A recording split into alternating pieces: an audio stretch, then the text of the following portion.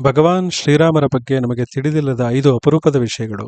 ಭಗವಾನ್ ರಾಮನು ಸಂಪೂರ್ಣ ಅವತಾರವಲ್ಲ. ಇದರ ಅರ್ಥ ಶ್ರೀರಾಮ ಕಡಿಮೆ ಎಂದು ಅಲ್ಲ.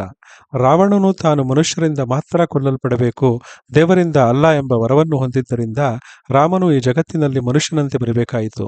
ವಿಷ್ಣುವಿನ ಅವತಾರವೇ ಆದರೂ 16 ಕಲೆಗಳಲ್ಲಿ ಪರಿಪೂರ್ಣ ಮತ್ತು ಸ್ವರೂಪಾವಸ್ಥಿತ ಎಂಬ 2 ಗುಣಗಳನ್ನು ಪ್ರದರ್ಶಿಸಲಿಲ್ಲ. ಸೀತಾಪಹರಣವಾದಾಗ ಅತ್ತಿದ್ದು ಮತ್ತು ದುಷ್ಟರನ್ನು ನಿರ್ಮೂಲನೆ ಮಾಡಲು ಇತರ ಜೀವಿಗಳ ಸಹಾಯ ಪಡೆದುಕೊಂಡಿದ್ದು ಇದಕ್ಕೆ ನಿದರ್ಶನ.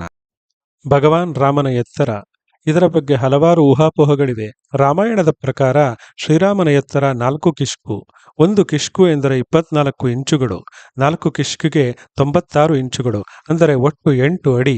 ಅವನ ಬಿಲ್ಲು ಸುಮಾರು 10 ಅಡಿ ಅಥವಾ ಅದಕ್ಕಿಂತ ಹೆಚ್ಚು ಎತ್ತರ ಇತ್ತು ಎಂದು ಹೇಳಲಾಗುತ್ತದೆ. ರಾಮನ ಬಿಲ್ಲಿನ ಹೆಸರು ಶರಣಬಿಲ್ಲು. ಪರಶುರಾಮರಿಗೆ ಶಿವನು ಕೊಟ್ಟಿದ್ದ ಶಿವಧನುಸ್ಸನ್ನು ಸೀತಾ ಸ್ವಯಂವರದಲ್ಲಿ ಮುರಿದ ಶ್ರೀರಾಮನ ಮೇಲೆ ಎಲ್ಲಿಲ್ಲದ ಕೋಪ ಬಂದಿತ್ತು.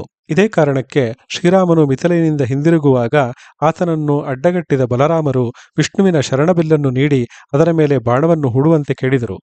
ಯಾವುದೇ ಕಷ್ಟವಿಲ್ಲದೆ ಬಾಣವನ್ನು ಹೂಡಿದ ಶ್ರೀರಾಮ ವಿಷ್ಣುವಿನ ಅವತಾರ ಎಂದು ಅರಿತು ಆ ಶರಣಬಿಲ್ಲನ್ನು ಅವರಿಗೆ ಉಡುಗೊರೆಯಾಗಿ ಕೊಟ್ಟರು. ಜೈ ಹನುಮಾನ್.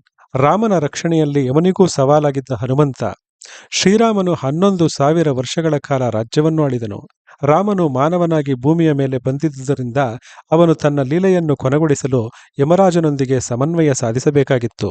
ಆದರೆ ಹನುಮಂತನು ಯಮನನ್ನು ರಾಮನ ಹತ್ತಿರ ಪ್ರವೇಶಿಸಲು ಕೂಡ ಎಂದಿಗೂ ಬಿಡುತ್ತಿರಲಿಲ್ಲ. ರಾಮ ಒಂದು ದಿನ ತನ್ನ ಉಂಗುರವನ್ನು ಭೂಮಿಯ ಬಿರುಕಿನೊಳಗೆ ಎಸೆದು ಅದನ್ನು ಮರಳಿ ತರುವಂತೆ ಹನುಮಂತನನ್ನು ಕಳುಹಿಸಿ ಯಮರಾಜನಿಗೆ ಅನುವು ಮಾಡಿಕೊಟ್ಟನು. ಲಕ್ಷ್ಮಣನ ಸಾವಿಗೆ ರಾಮನ ಆದೇಶ. ಬ್ರಹ್ಮನ ಯೋಜನೆಯ ಪ್ರಕಾರ ತ್ರೇತಾಯುಗ ಅಂತ್ಯ ಮಾಡಲು ಯಮನು ಋಷಿ ವೇಷದಲ್ಲಿ ಬಂದು ರಾಮನೊಡನೆ ಚರ್ಚೆಗೆ ಕುಳಿತನು. ಸಭೆಗೆ ಅಡ್ಡಪಡಿಸುವ ಯಾರಿಗಾದರೂ ಸರಿ ಭಗವಾನ್ ಶ್ರೀರಾಮನು ಮರಣದಂಡನೆಯನ್ನು ವಿಧಿಸಬೇಕು ಎಂಬ ಷರತ್ತನ್ನು ಹಾಕಿದರು. ರಾಮನು ಇದಕ್ಕೆ ಒಪ್ಪಿದನು.